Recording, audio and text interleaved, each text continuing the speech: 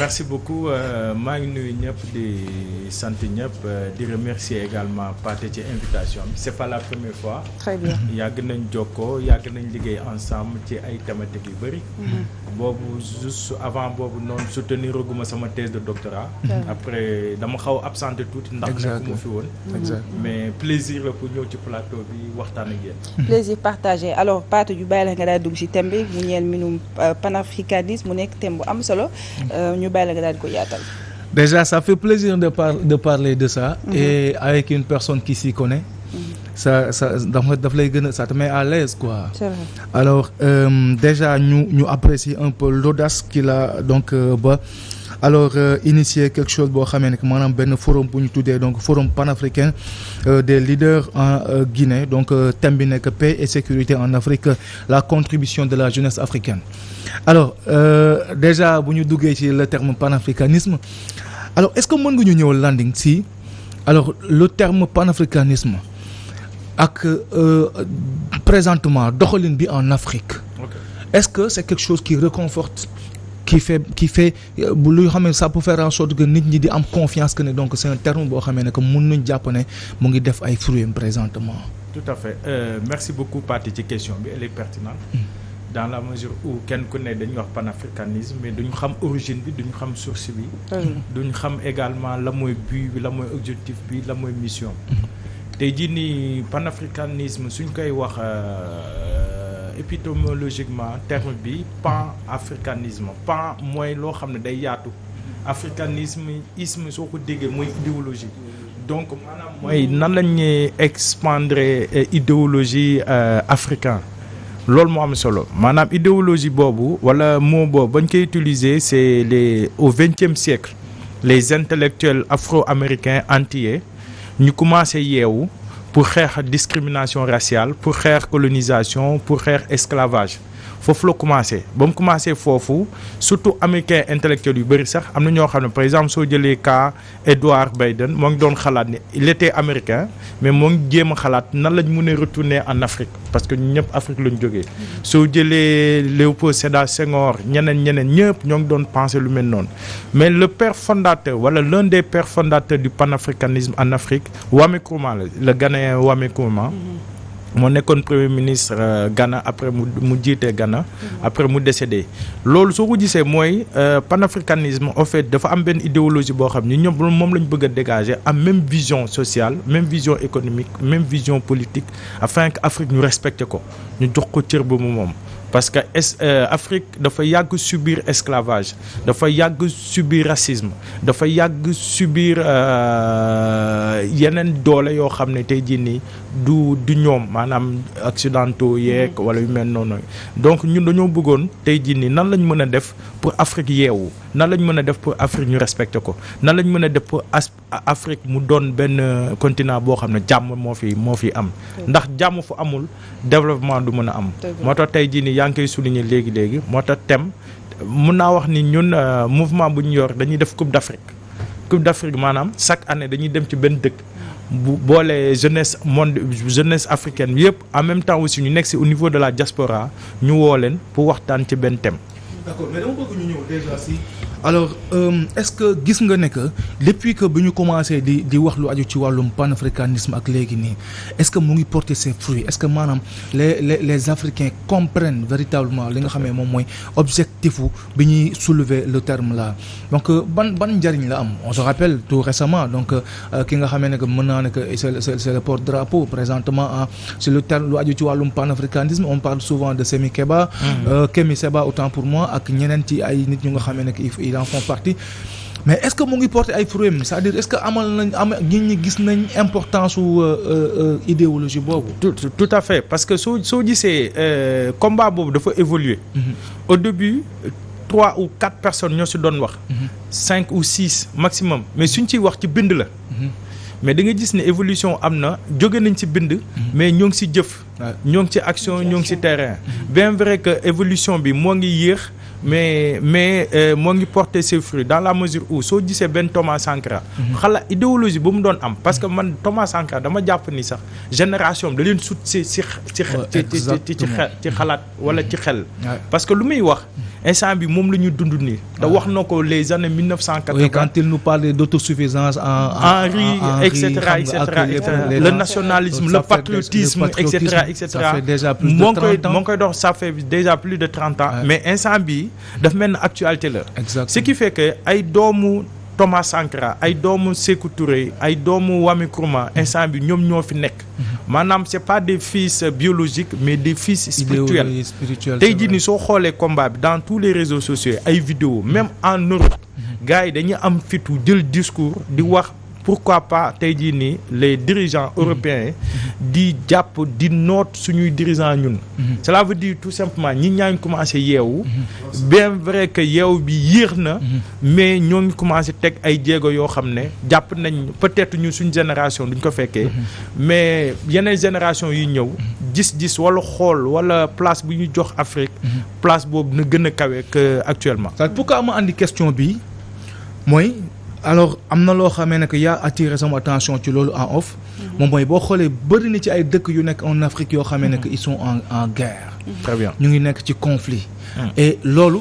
su fekkoon l'Africain il avait compris véritablement donc l'essence donc de ce terme alors yenn xeex yi xiiroog ngaayoo yi mënoon na fi ñàkk. tout à fait. parce que dafa am benn borom xam-xam bu mag ba naan y a pas de pays sous-développés mais plutôt des consciences sous-développées. bopp yi. c'est tellement bopp yi la ñuy defaraat. parce que soo leen seetlu sax ñu dañ koy foowee dañ naan c'est un exemple banal ah. ñu ne par exemple soo jëlee français indi leen Sénégal. nga jël Sénégal yóbbu leen France. Sénégal day mel ni France day mel ni Sénégal la mooy changé mooy nit ñi ñooy changé. cela veut dire que ñun il est temps que suñu bopp yi. psychologie ñu bopp bi conscience yi ñu jéem ko defaraat. parce que tey jii nii dañ naan sax soxlawoo guerre.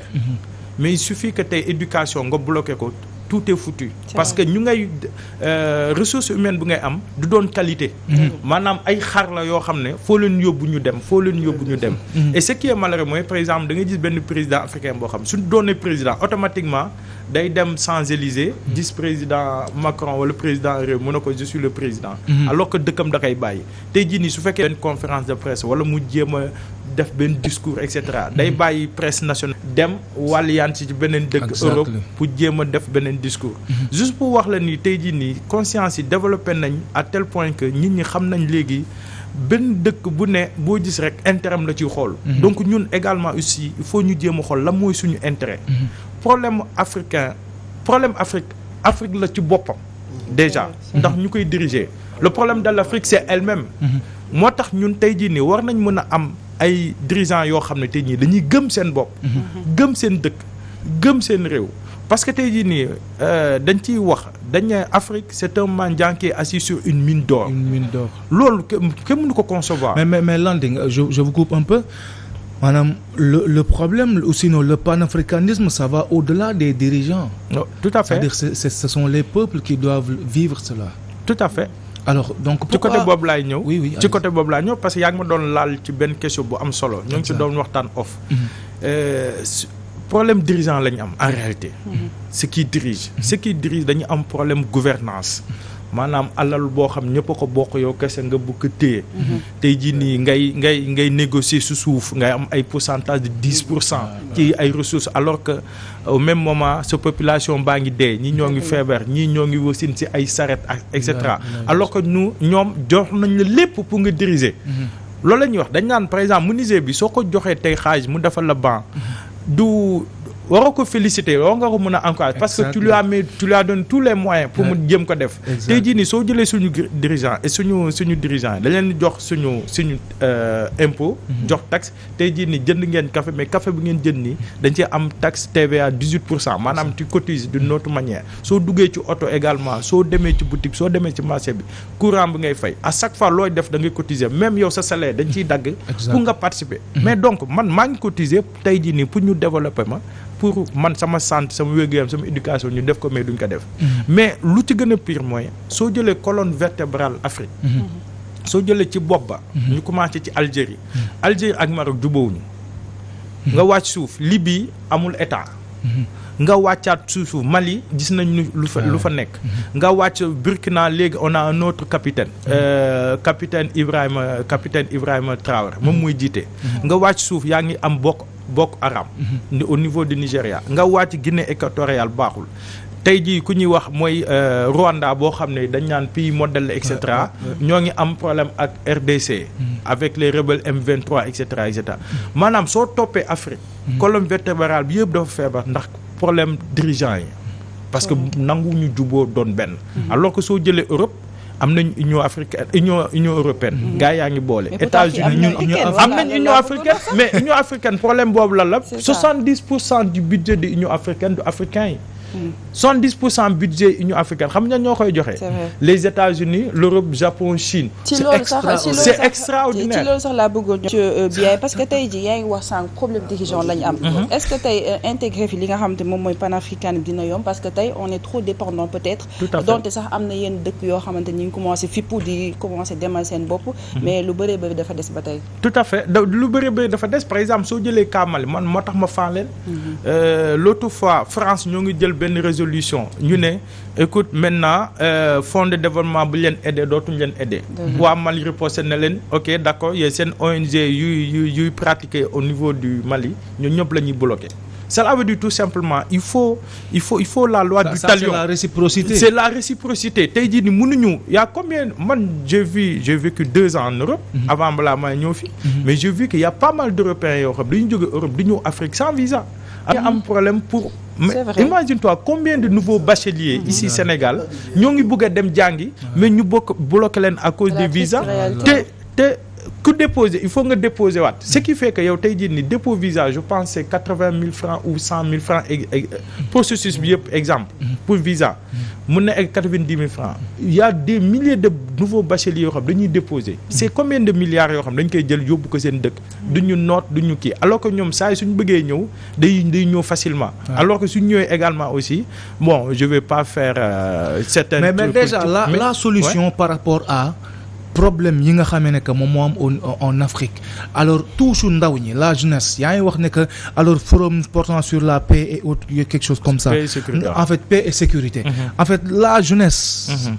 ban impact la si mën a am très bien parce que soo xoolee suñu évolution nous mouvement bañ koy teg c'est en 2017 bañ koy teg 2017 on était dans 11 pays Alpha Condé en Guinée moo ñu recevoir en 2017 2018 ñu organiser ko au Sénégal mais à chaque année day am thème ñu discuter par exemple 2017 ba ñu ci doon wax on parlait du dividende démographique parce que Macron moo ne Afrique dañuy jur lu bëri. waaw moo doon waxoon voilà son fameux discours. après ñun ñu apporter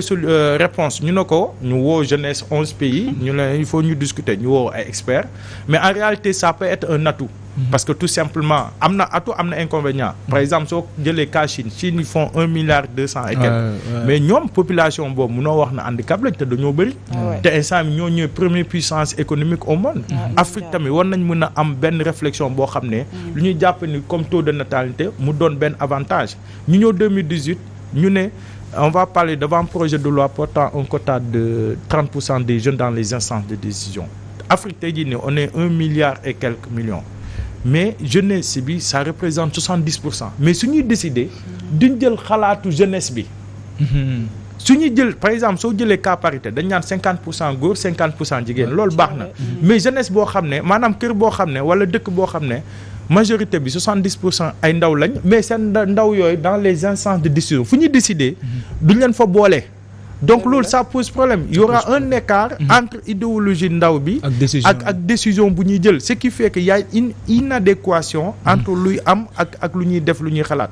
moo nekkoon loolu 2019 ñu dem Mauritanie pour wax immigration irrégulière ndax ndaw ñi tamit dañuy jël ay pirogue di dem Europe di dem aux États-Unis et cetera ñu ne leen non mais bu leen dem parce que tout simplement fii mun nañ fi tekkee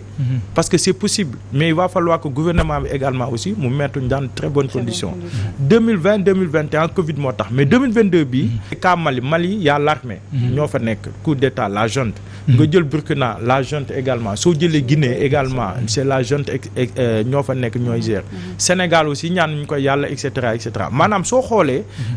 cartographie Afrique de l'Ouest da nga xam ne armée bi mu ngi commencé jël pouvoir. Exactement. Pourquoi? Parce que tout simplement dirigeants civils yi ils ont failli à leur mission mais tey jii nii mënuñu am benn dëkk boo xam ne insécurité ñu bëgg a développer mënul nekk moo tax ñu bëgg a woo ndaw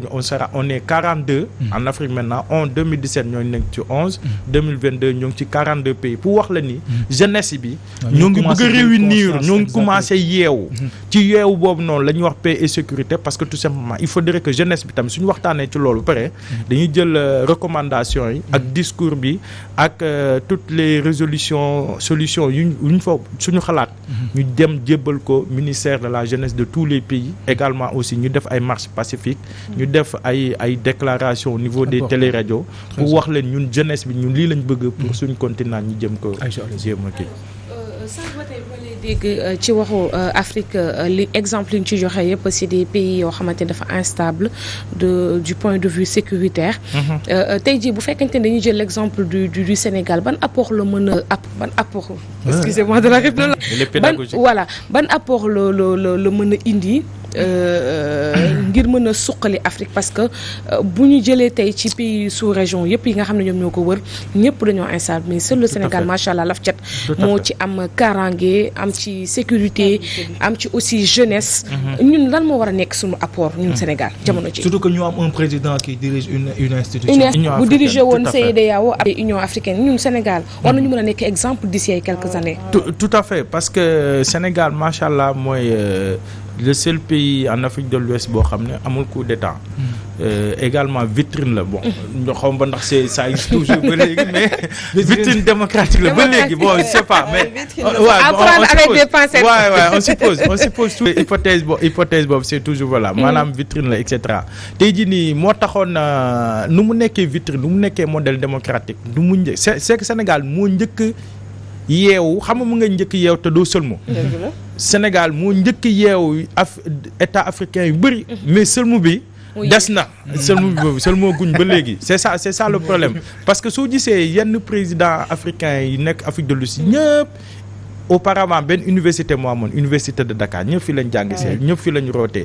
te xam-xam bi droit bi et cetera day dem benn instant bi yeneen dëkk yoo xam tey ñoo ngi ñuy commencé jox ay leçons de morale sur le plan du droit et cetera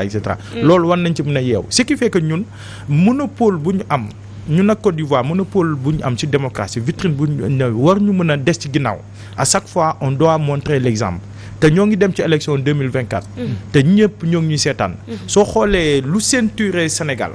nga jël ci Mali nga jël ci Guinée et cetera c'est pas des pays yoo xam c'est pas du tout stable et cetera donc ñun tey jii nii su basculer à tout moment ñaan nañu ko yàlla mais c'est l'Afrique de l'Ouest qui sera en chaos et là ça sera un recul de développement parce que tey jii nii gars yi ñoo ngi wax ci yeneen numérique ñoo ngi jéem wax ay satellite ñoo ngi jéem wax ci mais ñun ñu ngi ci ay troisième mandat daxay defalu ko def kii moo xool kii wala tëddee na ko wala tëddeewu ko et cetera c'est des débats de bas étage de bonne fontaine yoo xam ne war nañ ko mën a dépasser en tant que vitrine de l'Afrique de l'Ouest parce que sànq aussi wax nga lu am solo nee nga on a des problèmes de dirigeants colonne vertébrale Afrique bi yëpp le problème ce sont les dirigeants tout à fait tey nga cité sax 2024 ñu ne Sénégal tey su yëngatoo peut-être dañ leen jàpp ne Afrique de l'Ouest yëpp mën na sëngeem tout à fait kon ñun mën nañ jàpp ne sookul bu am solo la ci taxawaayu Afrique de l'Ouest tout à fait bu ma la déggee bu baax kon da nga d'accord ci anti-système bi nga xam ne bëgg nañu ko fi teg non pas anti-système je vais pas aller dans ça mais lu ma bëgg a wax mooy patriotisme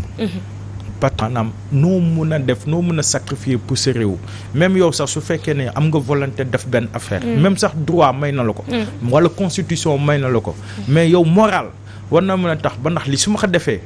est-ce que dina baax sama réew wala du baax sama réew tey jii nii su la joxee ngay diriger ministère wala direction wala et cetera ñu même sax ñoo xam ne tey jii dañoo yor ay projet ñu ñoo proposer la war nga mën a xam lii baax na sama réew wala baaxu sama réew am na yenn yoo xam c'est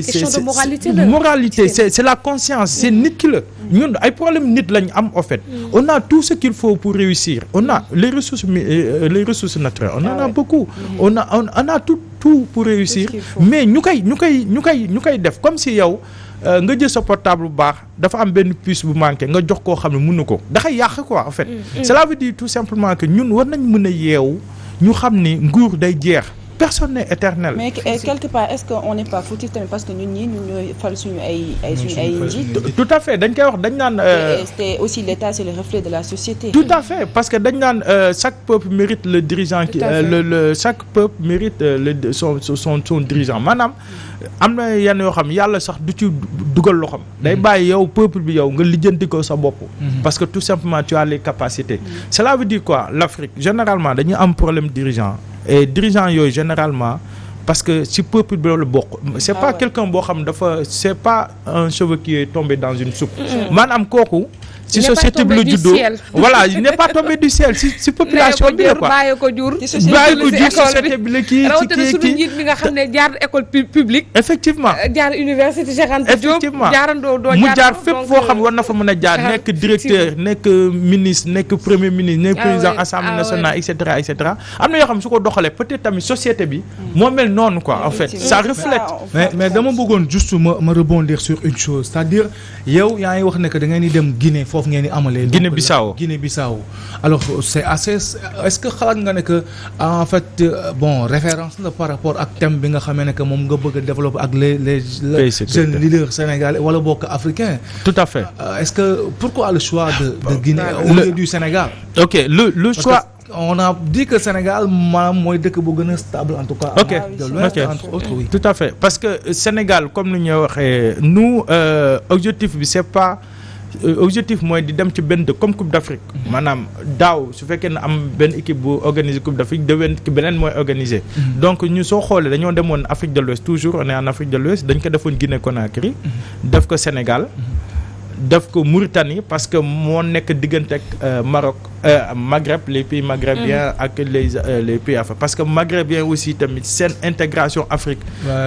ça pose problème voilà moo tax ñu bëggoon dugg Mauritanie jaar noonu def Maroc ren en principe Maroc lañ ko ron defee mais ak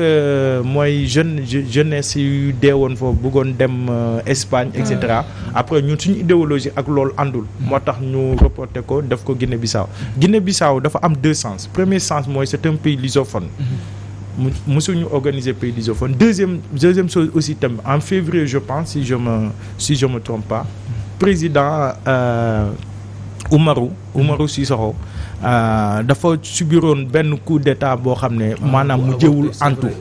mujjewul antu en plus de tamit mooy c'est le président en exercice de la CEDEAO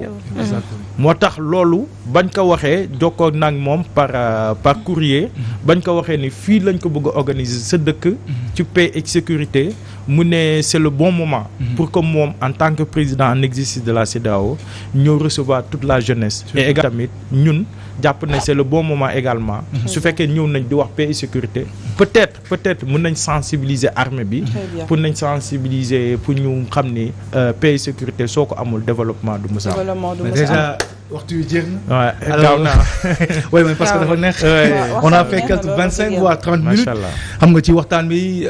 suñ ci doon continuer donc on pourrait faire 1 heure de temps mais. Tout à fait. C'est quelque chose boo xam ne ça reste d'actualité. on aura l'occasion vraiment certainement l'occasion